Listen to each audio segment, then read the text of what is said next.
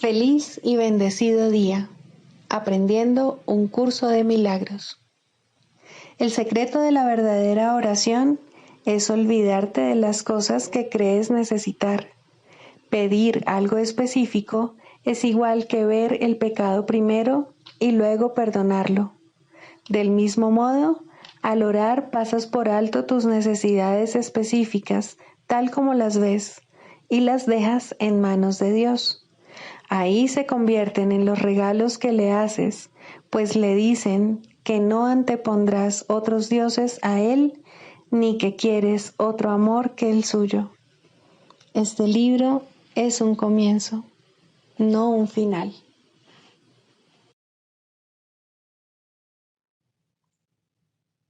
Del prefacio, que postula, párrafo 3.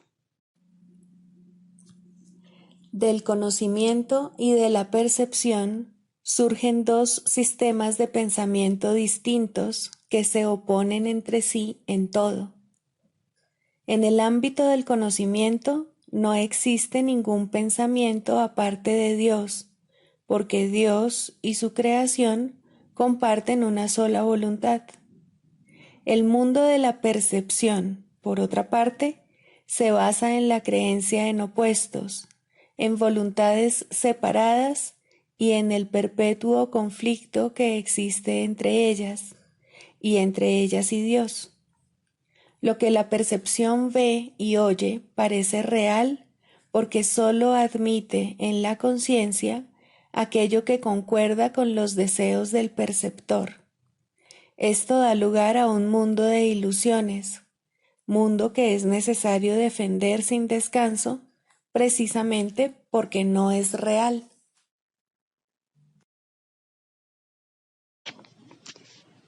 Introducción.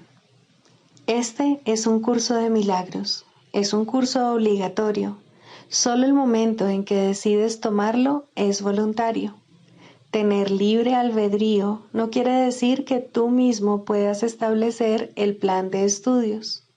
Significa únicamente que puedes elegir lo que quieres aprender en cualquier momento dado. Este curso no pretende enseñar el significado del amor, pues eso está más allá de lo que se puede enseñar. Pretende, no obstante, despejar los obstáculos que impiden experimentar la presencia del amor, el cual es tu herencia natural. Lo opuesto al amor es el miedo, pero aquello que todo lo abarca no puede tener opuestos. Este curso puede, por lo tanto, resumirse muy simplemente de la siguiente manera. Nada real puede ser amenazado. Nada irreal existe. En esto radica la paz de Dios.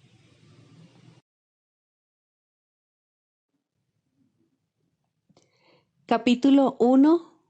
El significado de los milagros. Primero, principios de los milagros.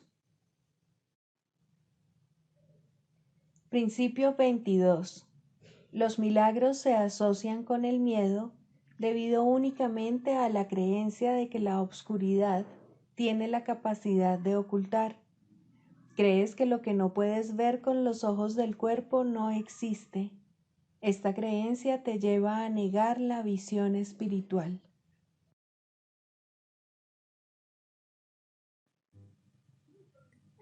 Capítulo 3. La percepción inocente.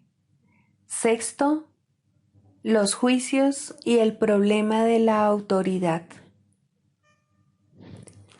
Hemos hablado ya del juicio final, aunque no con gran detalle. Después del juicio final no habrá ningún otro. Dicho juicio es simbólico, porque más allá de la percepción no hay juicios. Cuando la Biblia dice, no juzguéis y no seréis juzgados, lo que quiere decir es que si juzgas la realidad de otros, no podrás evitar juzgar la tuya propia. La decisión de juzgar en vez de conocer es lo que nos hace perder la paz. Juzgar es el proceso en el que se basa la percepción, pero no el conocimiento.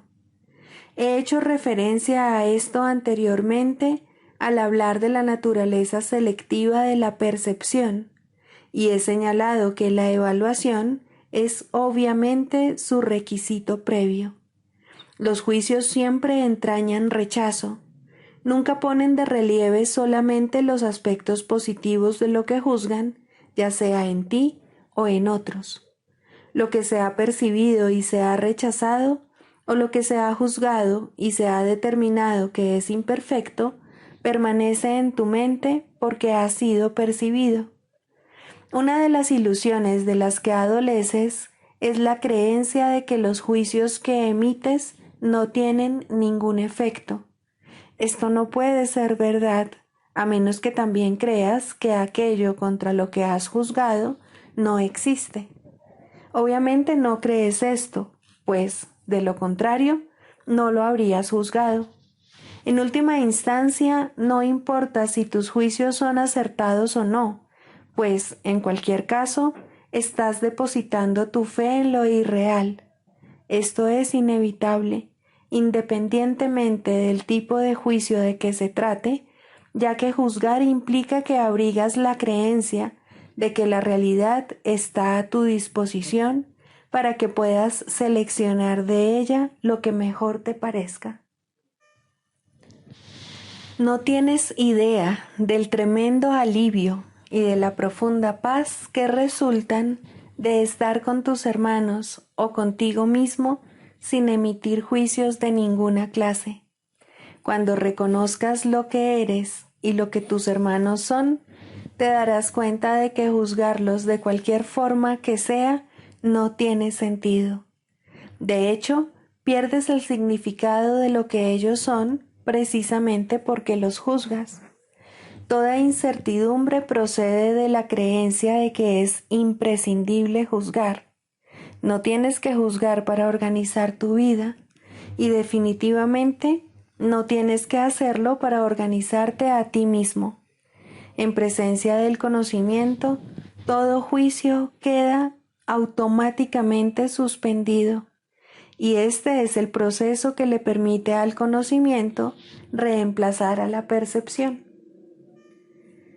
Tienes miedo de todo aquello que has percibido y te has negado a aceptar. Crees que por haberte negado a aceptarlo, has perdido control sobre ello. Por eso es por lo que lo ves en pesadillas o disfrazado bajo apariencias agradables en lo que parecen ser tus sueños más felices. Nada que te hayas negado a aceptar puede ser llevado a la conciencia. De por sí no es peligroso, pero tú has hecho que a ti te parezca que lo es. Cuando te sientes cansado es porque te has juzgado a ti mismo como capaz de estar cansado. Cuando te ríes de alguien es porque has juzgado a esa persona como alguien que no vale nada. Cuando te ríes de ti mismo, no puedes por menos que reírte de los demás, aunque solo sea porque no puedes tolerar la idea de ser menos que ellos. Todo esto hace que te sientas cansado, ya que es algo básicamente descorazonador. No eres realmente capaz de estar cansado, pero eres muy capaz de agotarte a ti mismo. La fatiga que produce el juzgar continuamente es algo realmente intolerable. Es curioso que una habilidad tan debilitante goce de tanta popularidad. No obstante, si deseas ser el autor de la realidad, te empeñarás en aferrarte a los juicios. También les tendrás miedo y creerás que algún día serán usados contra ti. Sin embargo, esta creencia solo puede existir en la medida en que creas en la eficacia de los juicios como un arma para defender tu propia autoridad. Dios ofrece únicamente misericordia. Tus palabras deben reflejar solo misericordia, porque eso es lo que has recibido y eso es lo que deberías dar. La justicia es un expediente temporal, o un intento de enseñarte el significado de la misericordia. Es juzgadora únicamente porque tú eres capaz de cometer injusticias.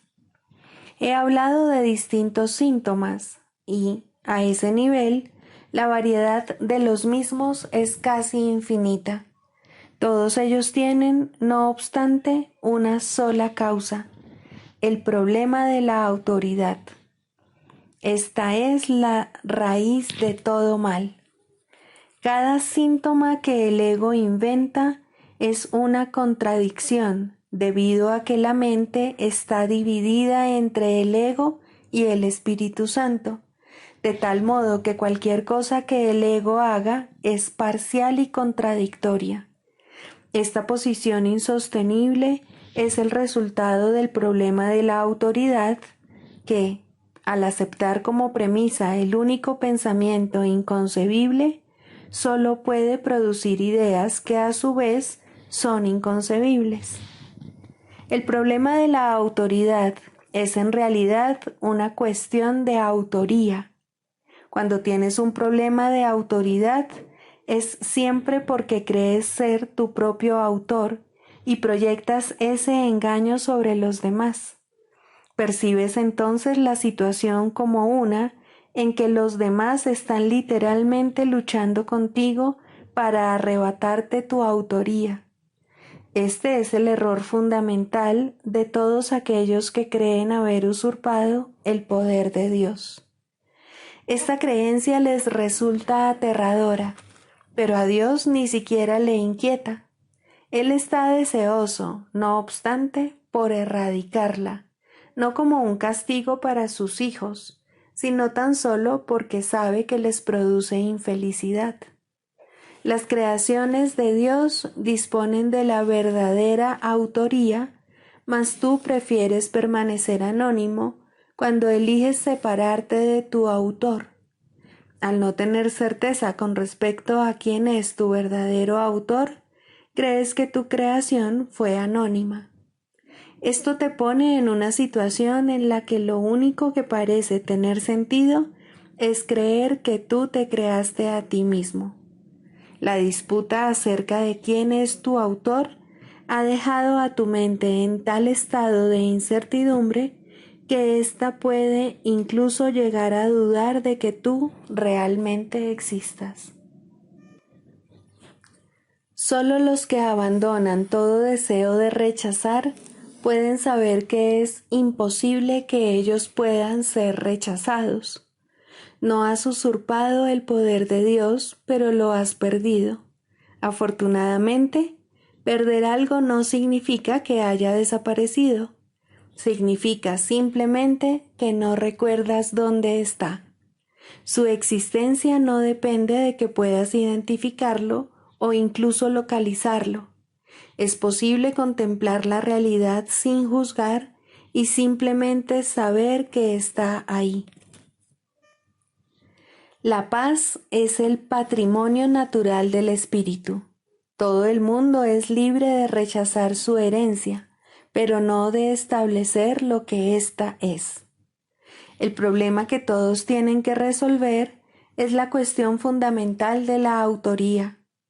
Todo miedo procede en última instancia, y a veces por rutas muy tortuosas, de negar la verdadera autoría. La ofensa no es nunca contra Dios, sino contra aquellos que lo niegan. Negar su autoría es negarte a ti mismo la razón de tu paz, de modo que solo te puedes ver a ti mismo fragmentado. Esta extraña percepción es el problema de la autoridad. No hay nadie que de una manera u otra no se sienta aprisionado.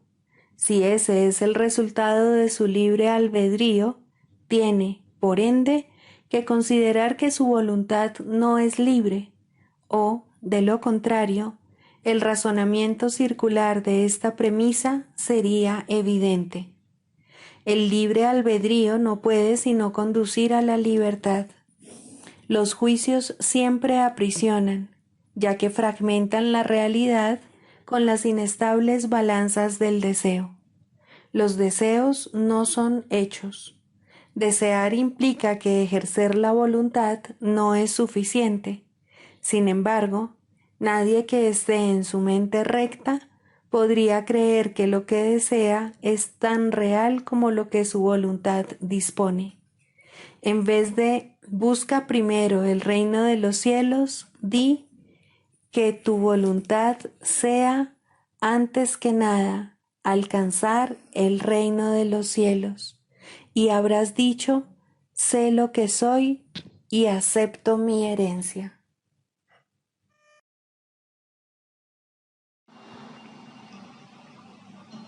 Libro de ejercicios, lección 95. Soy un solo ser unido a mi Creador. La idea de hoy te describe exactamente tal como Dios te creó. Eres uno solo contigo mismo y uno solo con Él. Tuya es la unidad de toda la creación. Tu perfecta unidad hace que cualquier cambio en ti sea imposible. No aceptas esto, ni te das cuenta de que no puedes sino ser verdad, debido únicamente a que crees que ya has efectuado un cambio en ti. Crees ser una ridícula parodia de la creación de Dios, débil, perverso, lleno de fealdad y de pecado, abatido por la miseria y agobiado por el dolor. Tal es la versión que tienes de ti mismo, un ser dividido en muchas partes conflictivas y separadas de Dios, que a duras penas se mantienen unidas por su errático y caprichoso hacedor a quien rezas. Él no oye tus rezos, pues es sordo, ni ve tu unidad, pues es ciego. No entiende que tú eres el Hijo de Dios, pues es insensato y no comprende nada. Hoy trataremos de ser conscientes únicamente de lo que puede oír y ver, y tiene perfecto sentido. Una vez más, la meta de nuestros ejercicios será llegar hasta tu único ser, el cual está unido a su Creador. Lleno de paciencia y esperanza, hoy volveremos a tratar de llegar hasta Él. Dedicar los primeros 5 minutos de cada hora de vigilia a practicar la idea del día te ofrece ciertas ventajas en la etapa de aprendizaje en la que te encuentras ahora. Es muy difícil a estas alturas evitar que la mente divague si se la somete a largos periodos de práctica. Seguramente ya te habrás percatado de esto. Has visto cuán grande es tu falta de disciplina mental y la necesidad que tienes de entrenar tu mente. Es necesario que reconozcas esto, pues ciertamente es un obstáculo para tu progreso. Las sesiones de práctica más cortas y más frecuentes te ofrecen otras ventajas en este momento. Además de haber reconocido cuán difícil te resulta mantener tu atención fija por largos intervalos, tienes también que haber notado que, a no ser que se te recuerde frecuentemente tu propósito, tiendes a olvidarte de él por largos periodos de tiempo. A menudo te olvidas de llevar a cabo las aplicaciones cortas de la idea del día y aún no has formado el hábito de utilizar la idea como respuesta automática a cualquier tentación. Es necesario, pues, que a estas alturas dispongas de cierta estructura en la que se incluyen recordatorios frecuentes de tu objetivo e intentos regulares de alcanzarlo. La regularidad en cuanto al horario no es el requisito ideal para la forma más beneficiosa de practicar la salvación. Es algo ventajoso, no obstante, para aquellos cuya motivación es inconsistente y cuyas defensas contra el aprendizaje son todavía muy fuertes. Continuaremos, por lo tanto, con nuestras sesiones de práctica de 5 minutos cada hora por algún tiempo. Y si se te exhorta a que omitas las menos posibles. Utilizar los primeros 5 minutos de cada hora te resultará especialmente útil, ya que ello impone una estructura más firme. No obstante, no utilices tus desviaciones de este horario como una excusa para no volver a adherirte a él tan pronto como puedas. Puede que te sientas tentado de considerar el día como perdido, simplemente porque dejaste de hacer lo que se requería de ti. Esto, no obstante, se debe reconocer sencillamente como lo que es: una renuencia por tu parte a permitir que el error sea corregido y una falta de buena voluntad para tratar de nuevo. Tus errores no pueden hacer que el Espíritu Santo se demore en impartir sus enseñanzas. Solo tu renuencia a desprenderte de ellos puede hacerlo. Resolvamos, por consiguiente, especialmente durante los próximos 7 u 8 días, estar dispuestos a perdonarnos a nosotros mismos nuestra falta de diligencia y el no seguir al pie de la letra las instrucciones que se nos dan para practicar la idea del día.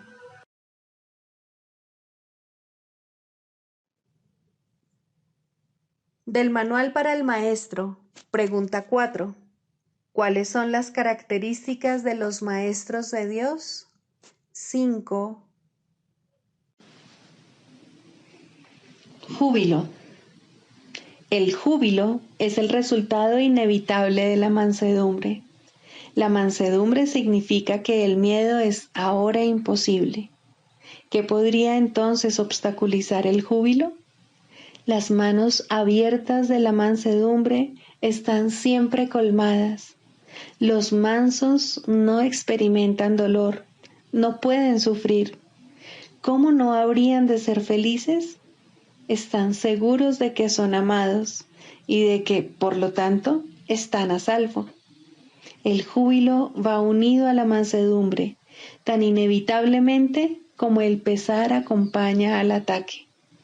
Los maestros de Dios confían en Él y están seguros de que su Maestro va delante de ellos, asegurándose de que no les acontezca ningún daño. Disponen de sus dones y siguen su camino, porque la voz de Dios los dirige en todo. El júbilo es su himno de gratitud, y Cristo los contempla también con agradecimiento. La necesidad que Él tiene de ellos es tan grande como la que ellos tienen de Él. Qué gozo tan inmenso compartir el propósito de la salvación.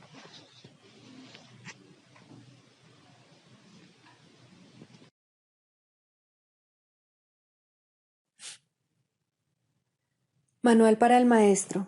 Pregunta 5. ¿Cómo se logra la curación? Para que la curación pueda tener lugar, es necesario que se entienda el propósito de la ilusión de la enfermedad. Sin ese entendimiento, la curación es imposible. Primero, el propósito de la enfermedad. La curación se logra en el instante en que el enfermo deja de atribuirle valor al dolor. ¿Quién elegiría sufrir a menos que pensase que con ello podría ganar algo y algo que tiene valor para él? Indudablemente cree que está pagando un precio módico por algo de mayor valor, pues la enfermedad es una elección, una decisión. Es la elección de la debilidad procedente de la equivocada convicción de que es fuerza. Cuando esto ocurre, se ve a la verdadera fuerza como una amenaza y a la salud como algo peligroso. La enfermedad es un método concebido en la locura para sentar al Hijo de Dios en el trono de su Padre. A Dios se le ve como algo externo, poderoso y feroz, ansioso por quedarse con todo el poder para sí mismo. Solo con su muerte puede su Hijo conquistarle. ¿Y qué representa la curación dentro de esta loca convicción? Simboliza la derrota del Hijo de Dios y el triunfo de su Padre sobre él. Representa el desafío supremo, en forma directa, que el Hijo se ve forzado a aceptar. Representa todo lo que él se ocultaría a sí mismo para proteger su vida. Si se cura, él es responsable de sus pensamientos, y si es responsable de sus pensamientos, será destruido a fin de demostrarle cuán débil y miserable era. Mas, si él mismo elige la muerte, su debilidad se convierte en su fuerza. Ahora se ha impuesto a sí mismo lo que Dios le habría impuesto, y de esta forma ha usurpado completamente el trono de su Creador. Segundo, un cambio de percepción. La curación es directamente proporcional al grado de reconocimiento alcanzado con respecto a la falta de valor de la enfermedad. Solo con decir, con esto no gano nada, uno se curaría.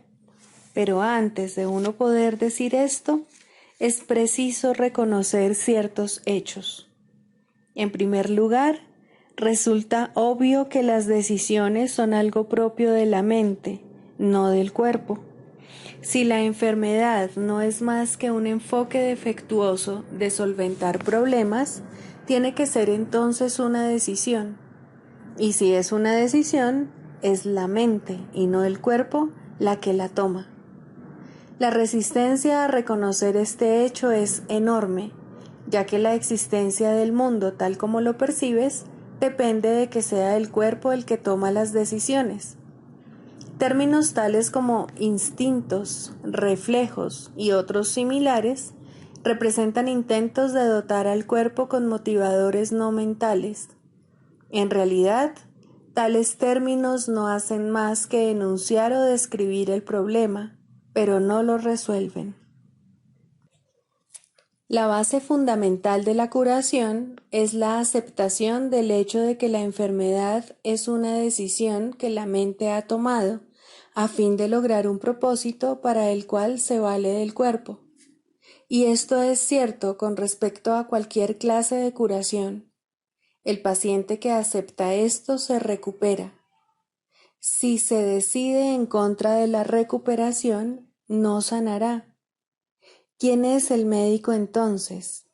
La mente del propio paciente. El resultado acabará siendo el que él decida. Agentes especiales parecen atenderle, sin embargo, no hacen otra cosa que dar forma a su elección. Los escoge con vistas a darle forma tangible a sus deseos, y eso es lo único que hacen. En realidad, no son necesarios en absoluto. El paciente podría sencillamente levantarse sin su ayuda y decir, no tengo ninguna necesidad de esto. No hay ninguna forma de enfermedad que no se curase de inmediato. ¿Qué es lo único que se necesita para que este cambio de percepción tenga lugar? Simplemente esto, el reconocimiento de que la enfermedad es algo propio de la mente y de que no tiene nada que ver con el cuerpo. ¿Qué te cuesta este reconocimiento? Te cuesta el mundo que ves, pues ya nunca más te parecerá que es el mundo el que gobierna a la mente. Con este reconocimiento se le atribuye la responsabilidad a quien verdaderamente la tiene, no al mundo, sino a aquel que contempla el mundo y lo ve como no es, pues ve únicamente lo que elige ver, ni más ni menos. El mundo no le hace nada, pero él pensaba que le hacía algo.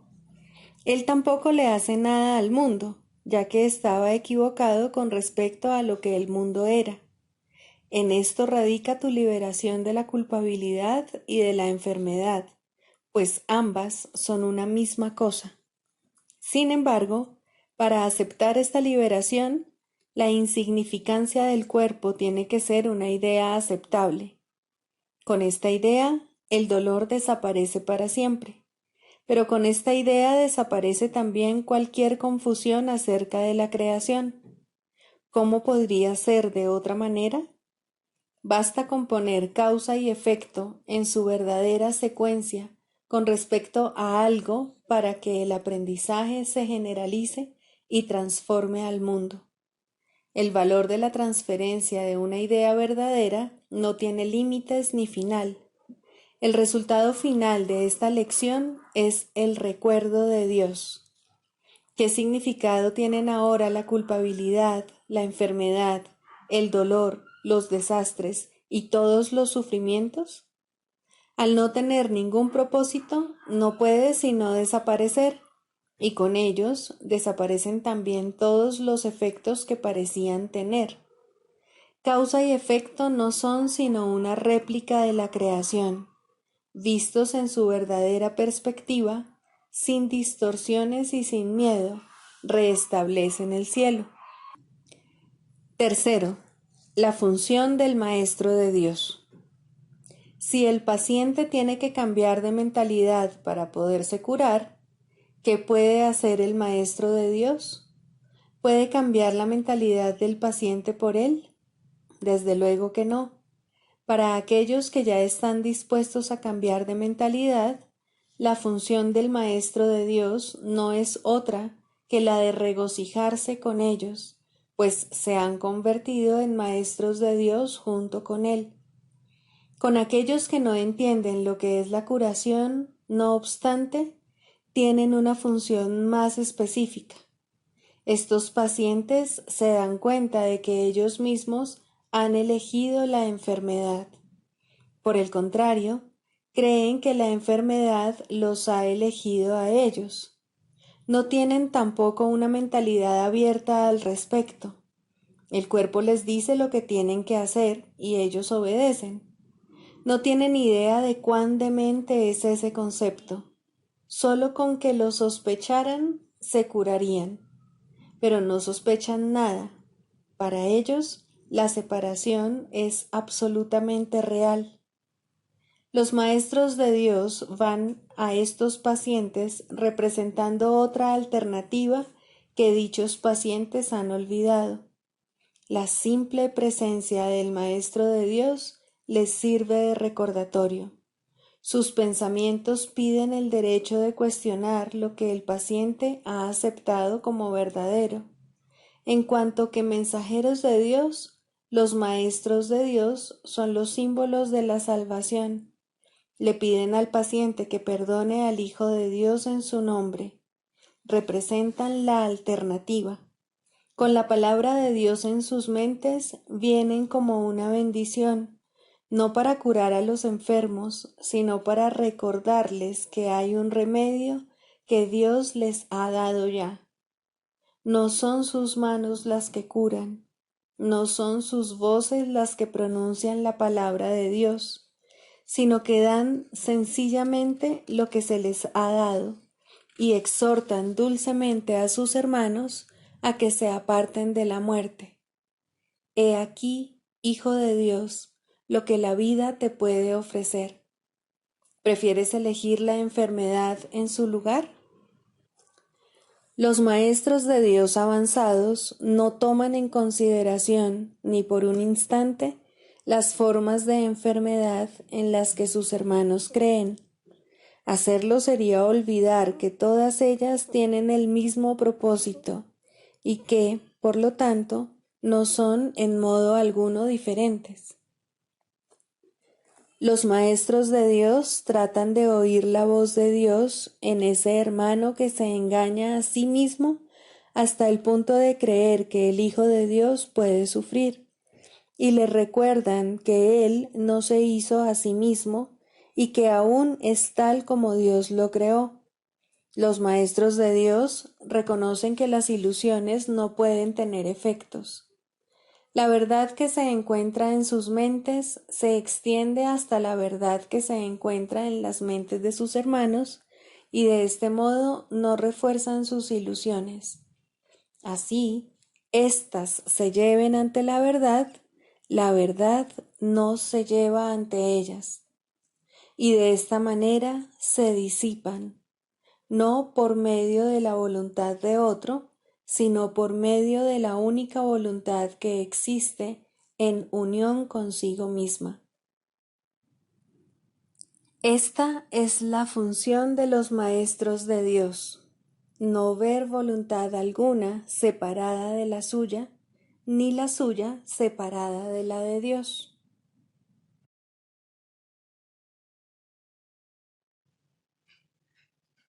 Clarificación de términos. El ego, el milagro. Las ilusiones no perdurarán, su final es indudable y eso es lo único que es seguro en su mundo. Por eso es por lo que es el mundo del ego. ¿Qué es el ego? El ego no es más que un sueño de lo que en realidad eres, un pensamiento de que estás separado de tu creador y un deseo de ser lo que él no creó. El ego es un producto de la locura, no de la realidad. Es tan solo un nombre para lo innombrable, un símbolo de lo imposible, una elección de opciones que no existen. Le damos un nombre solo para que nos ayude a entender que no es más que un pensamiento ancestral según el cual aquello que se ha inventado es inmortal. Mas, ¿qué podría proceder de ello excepto un sueño que, al igual que todos los demás sueños, tan solo puede terminar en la muerte? ¿Qué es el ego? El ego no es nada, pero se manifiesta de tal forma que parece ser algo. En un mundo de formas no se puede negar al ego, pues solo él parece real. Mas, ¿podría el Hijo de Dios, tal como su Padre lo creó, morar en una forma o en un mundo de formas? Si alguien te pide que definas al ego y expliques cómo se originó, es porque cree que el ego es real e intenta, por definición, asegurarse de que su naturaleza ilusiva quede oculta tras las palabras que parecen otorgarle realidad. Ninguna definición que se haya hecho de una mentira puede hacer que ésta sea verdad, ni tampoco puede haber una verdad que las mentiras puedan realmente ocultar. La irrealidad del ego no se niega con palabras, ni su significado se vuelve claro por el hecho de que su naturaleza parezca tener una forma. ¿Quién puede definir lo indefinible? Sin embargo, incluso para esto hay una respuesta. No podemos formular realmente una definición de lo que es el ego, pero sí podemos decir lo que no es. Y esto lo podemos ver con perfecta claridad. Basándonos en eso, podemos deducir lo que es. Observa su opuesto y verás la única respuesta que tiene sentido. A lo opuesto al ego, desde cualquier punto de vista, origen, efectos y consecuencias, le llamamos milagro. En él encontramos todo lo que no tiene que ver con el ego en este mundo. El milagro es lo opuesto al ego, y solo en él podemos observar lo que era el ego, pues en él vemos lo que éste aparentemente hacía, y la causa y sus efectos no pueden sino seguir siendo una misma cosa. Donde antes había obscuridad, ahora veremos luz. ¿Qué es el ego? Lo que antes era la obscuridad. ¿Dónde está el ego? Donde antes estaba la obscuridad.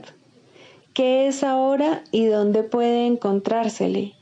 No es nada y no se le puede encontrar en ninguna parte. Ahora la luz ha llegado y su opuesto se ha ido sin dejar ni rastro. Donde antes había maldad, ahora hay santidad. ¿Qué es el ego? Lo que antes era maldad. ¿Dónde está el ego? En una pesadilla que solo parecía ser real mientras la estabas soñando. Donde antes había crucifixión, ahora está el Hijo de Dios. ¿Qué es el ego? ¿Quién tiene necesidad de preguntar? ¿Dónde está el ego? ¿Quién necesita ir en busca de ilusiones ahora que los sueños han desaparecido? ¿Qué es un milagro? Un milagro es un sueño también, pero si observas todos los aspectos de ese sueño, jamás volverás a dudar. Observa el bondadoso mundo que se extiende ante ti mientras caminas envuelto en mansedumbre. Observa a los ayudantes que encuentras a lo largo del camino que recorres, felices ante la certeza del cielo y la garantía de paz. Y observa también, por un instante, lo que por fin dejaste atrás y finalmente pasaste de largo. Esto es lo que era el ego, el odio cruel, la necesidad de venganza y los gritos de dolor, el miedo a la muerte y el deseo de matar, la ilusión de no tener hermanos y el yo que parecía estar solo en el universo. El milagro corrige este terrible error con respecto a ti mismo, con la misma dulzura con la que una madre amorosa adormece con su canto a su criatura. ¿No preferirías escuchar un canto así? ¿No contestaría ese canto todo lo que pensabas preguntar, haciendo incluso que la pregunta dejase de tener sentido?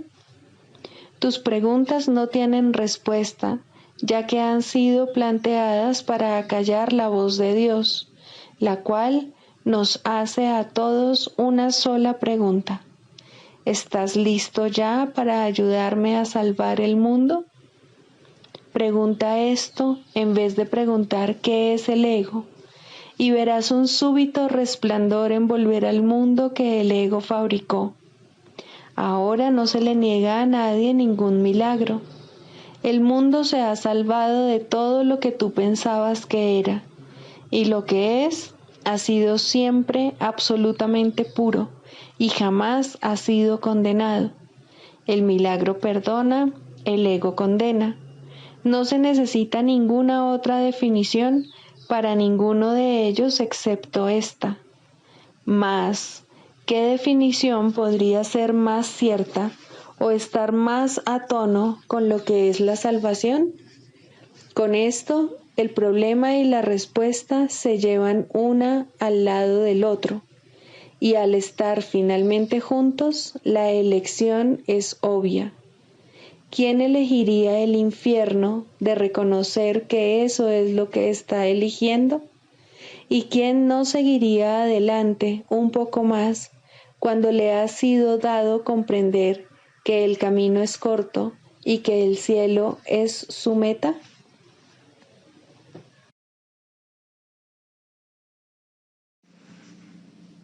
Segundo, el proceso de la psicoterapia. Introducción. La psicoterapia es un proceso que cambia la manera en que uno se ve a sí mismo. En el mejor de los casos, este nuevo yo es un concepto más benévolo de uno mismo, pero no se puede esperar que la psicoterapia establezca qué es lo que es real. Esa no es su función. Si consigue abrirle paso a la realidad, ya ha logrado el máximo éxito posible. Su única función consiste, en última instancia, en ayudar al paciente a lidiar con un error fundamental, la creencia de que la ira le puede proporcionar algo que él realmente desea y de que al justificar su ataque se está protegiendo a sí mismo. En la medida en que llegue a darse cuenta de que esto es un error, en esa misma medida se ha salvado. Los pacientes no inician una relación terapéutica con este objetivo en mente. Por el contrario, tales conceptos significan muy poco para ellos o no necesitarían ayuda. Su meta es conservar intacto el concepto que tienen de sí mismos, pero sin el sufrimiento que ello conlleva. Todo su equilibrio descansa sobre la creencia demente de que esto es posible. Y como para la mente sana es claramente imposible, lo que andan buscando es magia. En las ilusiones, lo imposible se consigue fácilmente, pero solo a costa de hacer las ilusiones reales. El paciente ya ha pagado ese precio. Ahora quiere una ilusión mejor. Al comienzo, pues, la meta del paciente y la del terapeuta son divergentes. Tanto terapeuta como paciente pueden abrigar conceptos falsos de sí mismos, pero aún así sus respectivas percepciones sobre lo que constituye una mejoría no pueden sino diferir. El paciente espera aprender cómo lograr los cambios que desea, pero sin alterar de manera significativa el concepto que tiene de sí mismo. De hecho, espera que este concepto se estabilice lo suficiente para incluir dentro del mismo los poderes mágicos que busca en la psicoterapia. Desea volver invulnerable lo vulnerable e ilimitado lo finito. El yo que ve es su Dios y lo único que procura es servirle de la mejor manera posible. El terapeuta, no importa cuán sincero pueda ser, debe querer cambiar el concepto que el paciente tiene de sí mismo, de alguna manera que él considere real. La tarea de la terapia es reconciliar estas diferencias. Con suerte, ambos aprenderán a abandonar sus metas originales, pues solo en las relaciones se puede encontrar la salvación. Al comienzo, es inevitable que tanto pacientes como terapeutas acepten por igual metas poco realistas y que no están completamente libres de matices mágicos. Finalmente, dichas metas se abandonarán en las mentes de ambos.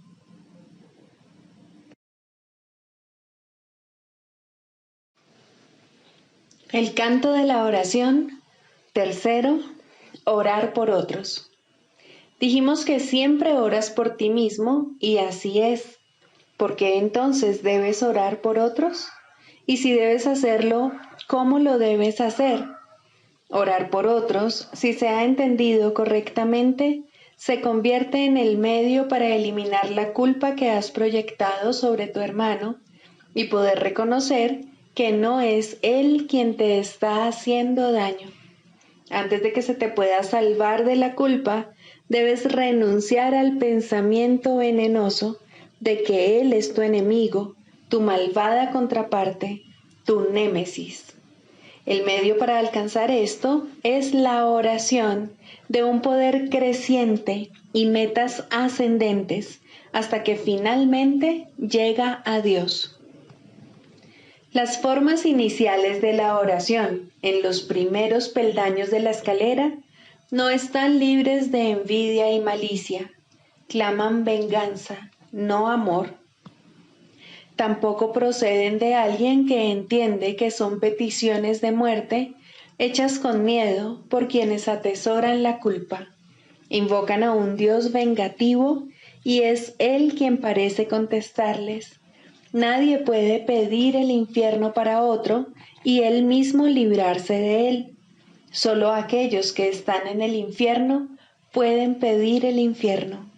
Pero aquellos que han sido perdonados y han aceptado su perdón, jamás podrían orar de esa manera.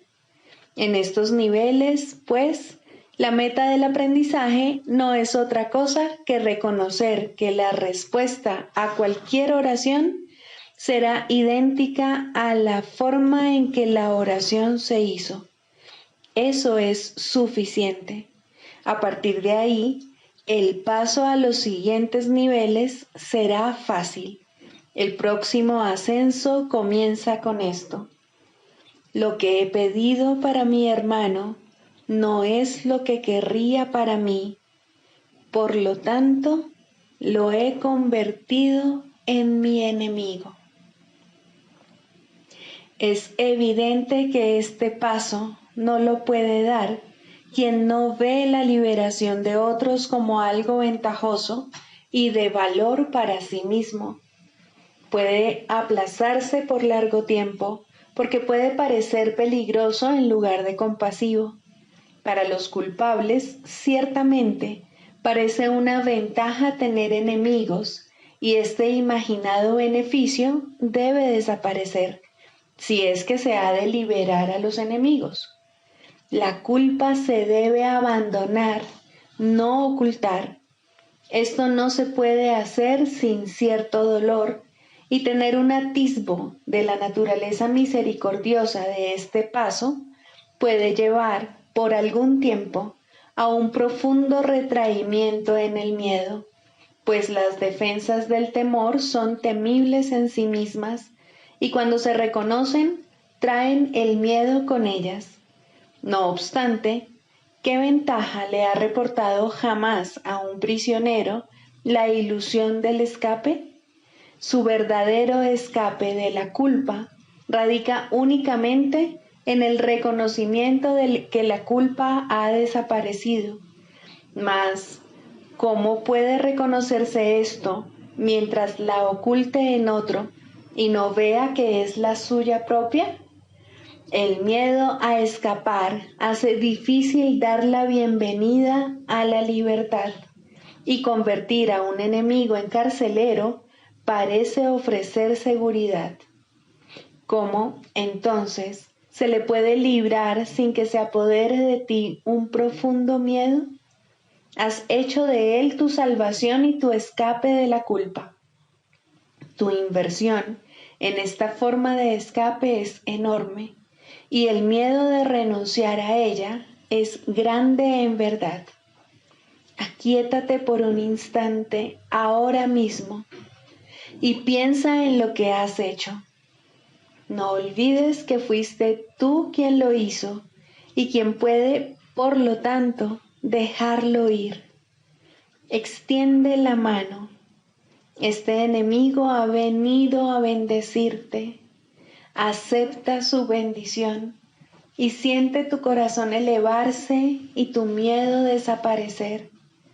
No te aferres al miedo ni a él. Él es un hijo de Dios al igual que tú. No es un carcelero, sino un mensajero de Cristo.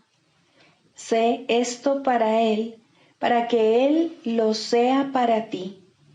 No es fácil darse cuenta de que orar para pedir cosas, posición social, amor humano, regalos externos de la clase que sean, siempre se hace para establecer carceleros y ocultarse de la culpa.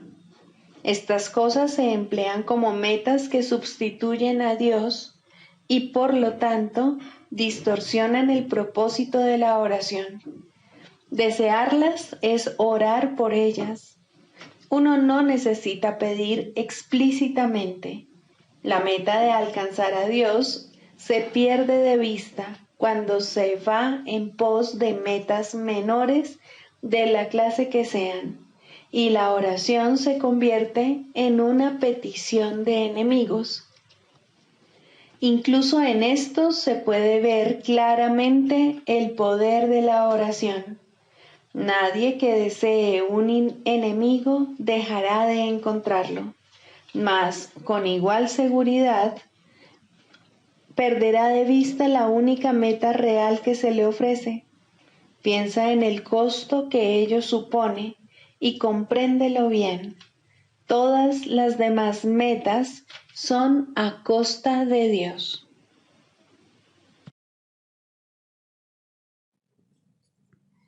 Sigamos a Jesús haciendo del perdón algo tan natural como respirar y algo tan vital como el aire.